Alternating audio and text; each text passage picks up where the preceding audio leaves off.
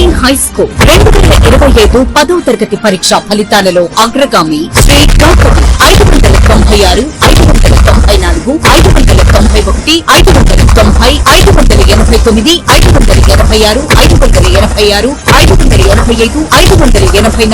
576 వంటి మార్కులతో ప్రభంజనం. 590కి పైగా నలుగురు, 570కి పైగా 15 మంది, 550కి పైగా 33 మంది, 500కు పైగా 70 మంది.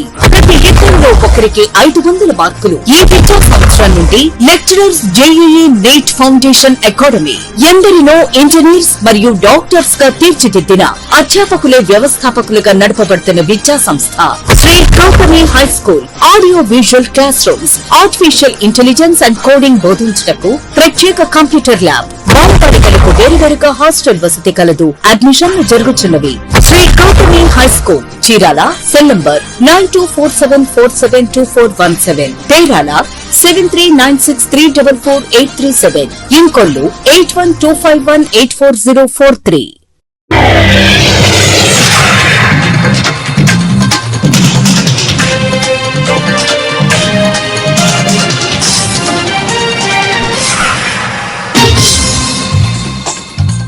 నమస్కారం. సిటీ న్యూస్ కి స్వాగతం. పొదుపు సంఘాలలోని 30,000 కుటుంబాలకు జీవనోపాధులు కల్పించడం, వారి ఆర్థిక అభివృద్ధికి బాటలు వేయడమే లక్ష్యమని జిల్లా కలెక్టర్ జె వెంకటమురళి తెలిపారు. పొదుపు మహిళల జీవనోపాధులు, కార్యకలాపాల అభివృద్ధికి ఆర్థిక అభివృద్ధి అంశాలపై మేఘమధురం కార్యక్రమం బాపట్లలోని సాయిరాం గ్రాండ్ కన్వెన్షన్ హాల్లో గురువారం జరిగింది.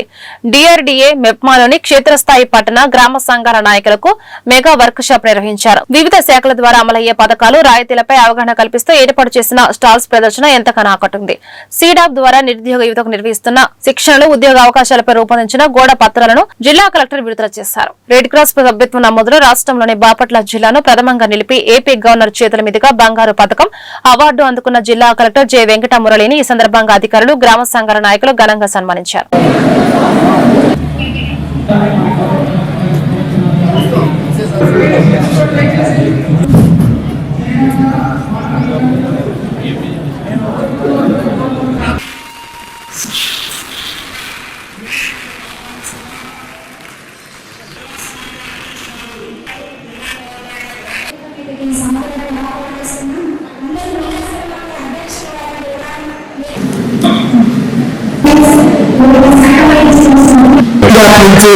మరి గౌరవ పత్రాన్ని గౌరవ కలెక్టర్ గారు దీంట్లో నిరుద్యోగ యువతి యువకులకి చక్కగా పనులు ఇచ్చే అవకాశాన్ని వినియోగించవచ్చు.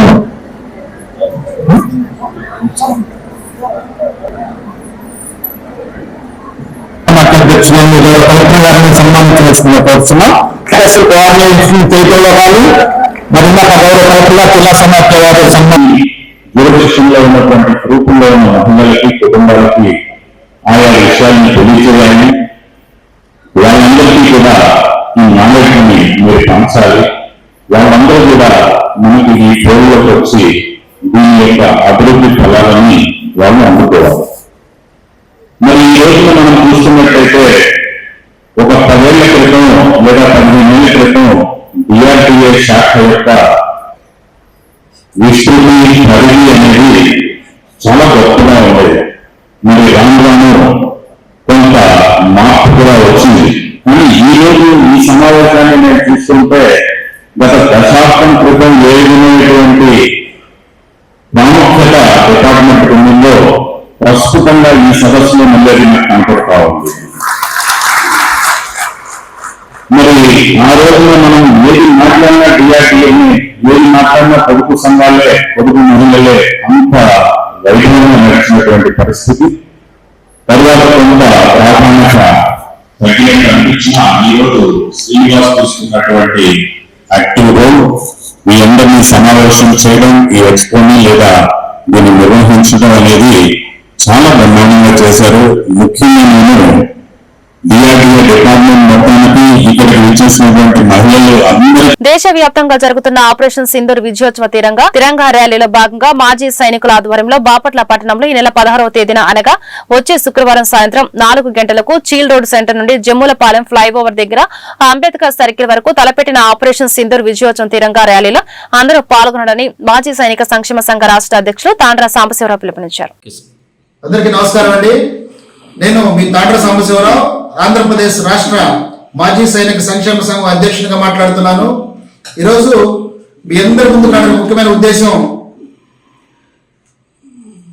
భారతదేశ వ్యాప్తంగా జరుగుతున్నటువంటి తిరంగా ర్యాలీలలో భాగంగా భారత సైన్యం పాకిస్తాన్ పై సాధించినటువంటి విజయం, ఆపరేషన్ సింధూర్ యొక్క విజయోత్సవ ర్యాలీలు దేశవ్యాప్తంగా జరుపుకోవడం అందరికీ తెలిసిన విషయమే. అందులో భాగంగా బాపట్లలో కూడా మాజీ సైనికుల ఆధ్వర్యంలో తిరంగా ర్యాలీ జరపాలని చెప్పి నిర్ణయించడం జరిగింది. శుక్రవారం 16 మే 2025 శుక్రవారం సాయంత్రం 4 గంటలకు బాపట్ల పట్టణంలో చీల్ రోడ్ సెంటర్ నుంచి జమ్ములపాలెం ఫ్లైఓవర్ దగ్గర ఉన్నటువంటి అంబేద్కర్ గారి సర్కిల్ వరకు మరి ర్యాలీ నిర్వహించాలని చెప్పి మాజీ సైనికుల ఆధ్వర్యంలో నిర్ణయించడం జరిగింది. ఈ యొక్క ఆపరేషన్ సింధూర్ విజయోత్సవ తిరంగా ర్యాలీకి కులాలకి, మతాలకి, రాజకీయాలకి అతీతంగా అన్ని రాజకీయ పార్టీల నాయకులను కూడా ఆహ్వానించడం జరుగుతుందండి. బాహటంగా మేము మాజీ సైనికులుగా పిలుపునిస్తున్నాం.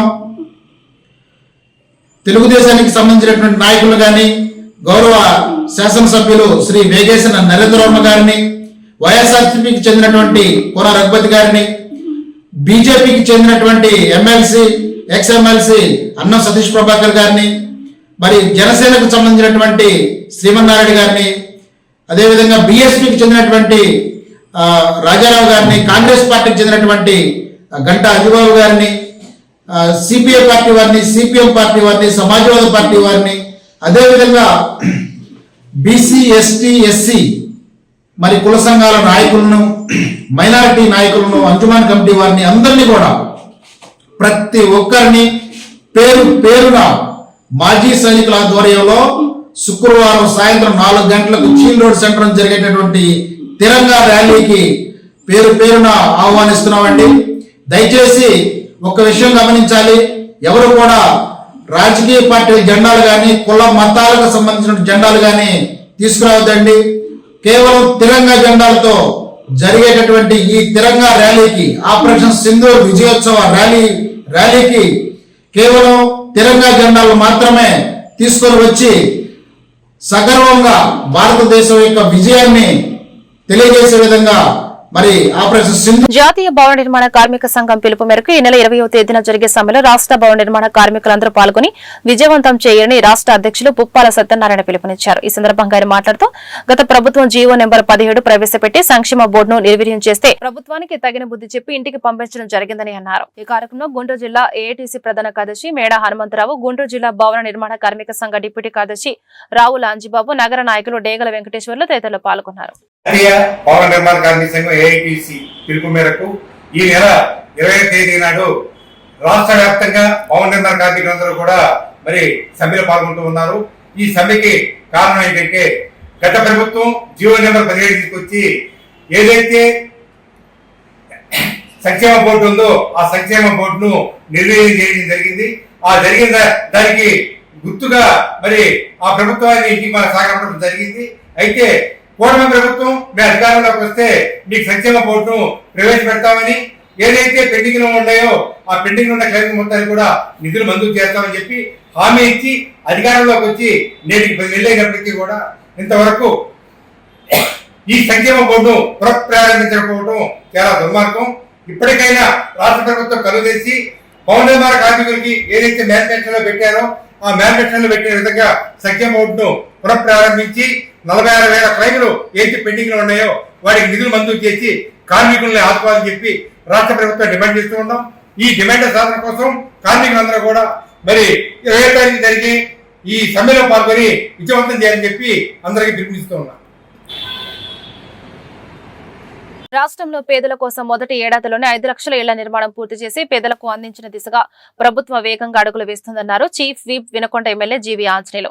వినకొండ పట్టణంలో నిర్మాణంలో ఉన్న టిడ్కో ఇళ్లను గురువారం ఆయన పరిశీలించారు. అనంతరం మాట్లాడిన చీఫ్ విప్ జీవీ పేదలందరికీ న్యాయం చేయాలని ముఖ్యమంత్రి చంద్రబాబు గృహ నిర్మాణాన్ని పరుగులు తీయిస్తున్నారని తెలిపారు. వినకొండలో మొత్తం టిడ్కో ఇళ్లను 5 నుంచి 6 నెలల్లో పూర్తి చేస్తామన్నారు. 720 ఇళ్లు ఇప్పటికే 90% పూర్తయినట్లు తెలిపారు. 300 చదరపు అడుగుల విస్తీర్ణంలో 864 ఇళ్లు పూర్తి చేసి పేదలకి అందిస్తామన్నారు. ఈ కార్యక్రమంలో GDCC chairman Makkina Mallikarjunarao, commissioner, అధికారులు, కౌన్సిలర్లు, కూటమి నాయకులు తదితరులు పాల్గొన్నారు.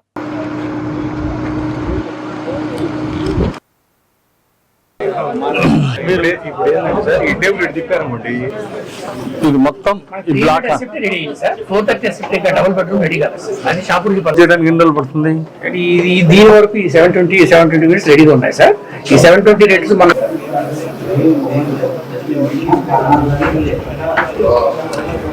సార్ నేను చెప్తాను, నారాయణ గారికి చెప్తాను కూడా సార్.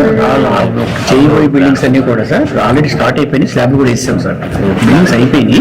అంటే యాక్చువల్ గా సార్ అట్మోస్ట్ కేర్ వీలైనంత వరకు వాస్తు కరెక్షన్ ప్రకారం చేసాం సార్. వాస్తు ప్రకారం ఈ ప్రాజెక్ట్ ఫస్ట్ టేకప్ చేసి పూర్తి చేయమనండి. అంటే concrete walls 100 years life 100 years life చాలా స్ట్రాంగ్ గా ఉంటాయి.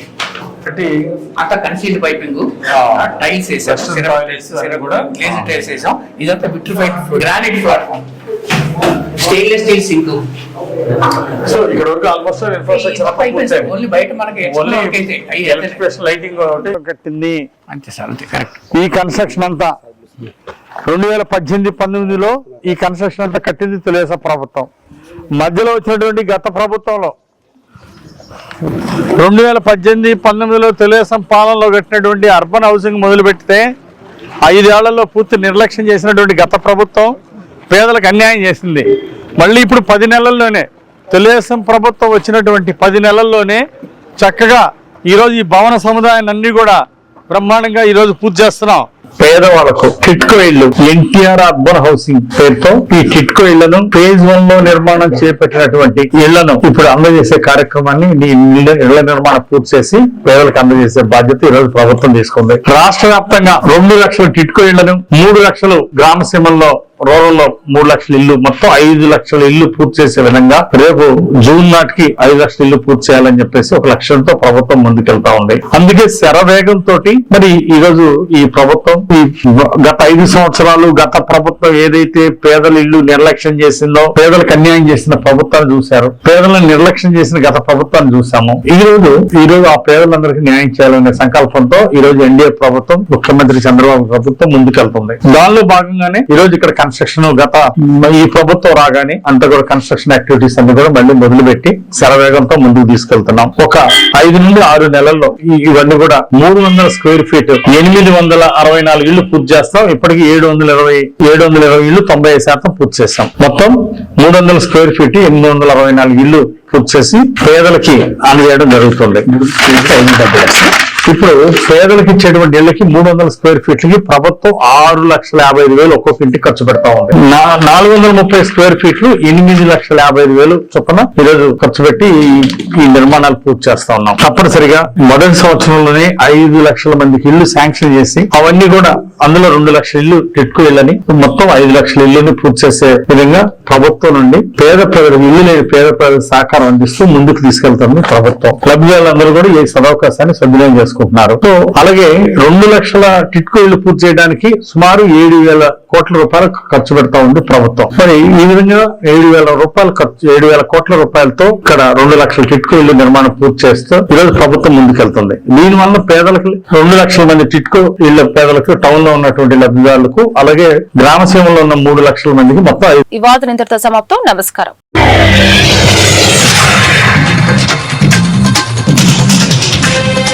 Thank you.